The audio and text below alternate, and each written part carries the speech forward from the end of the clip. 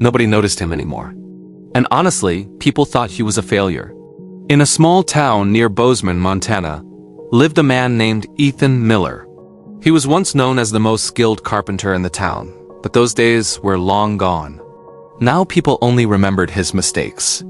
A few years ago, Ethan injured his right hand in an accident. After that, his work was never the same. His hand shook slightly. Small mistakes started showing in his wooden work. Customers stopped coming. Friends stopped calling. Even his own confidence slowly disappeared. People whispered, "He's not useful anymore." Every morning, Ethan still woke up early. Not because he had work, but because he had habits. He walked to his old workshop near the Yellowstone River. The place smelled of dust, wood, and memories. Most tools were untouched. Some were broken. One tool bothered him the most, an old measuring ruler with faded numbers. The ruler was cracked in the middle. It never gave perfect measurements. Ethan almost threw it away many times. Just like me, he thought.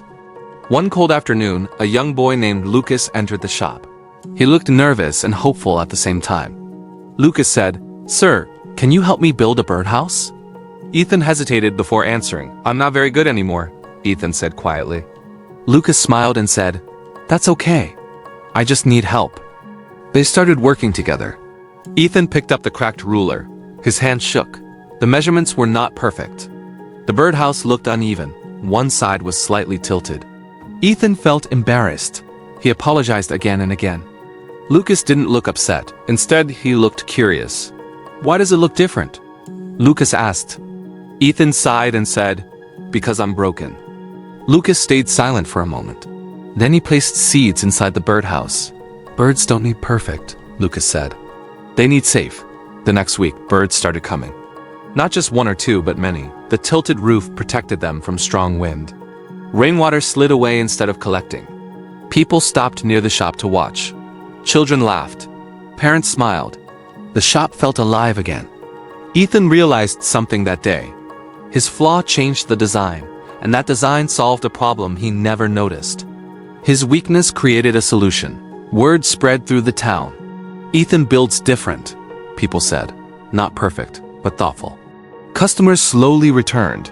Ethan still had a shaking hand. The ruler was still cracked, but his work now had meaning, and his heart felt full. Some people will tell you that your flaw is the end. They are wrong. Sometimes your flaw is just a different path. Sometimes it's the missing piece the world needs. If Ethan quit that day, those birds would have no home. If he listened to the noise, nothing would change. So before you call yourself broken, pause.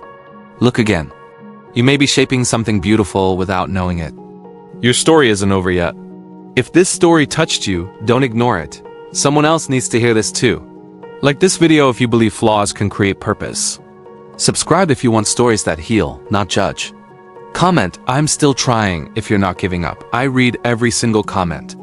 Your weakness is not your ending. It might be your signature. Stay kind to yourself, and I'll see you in the next story.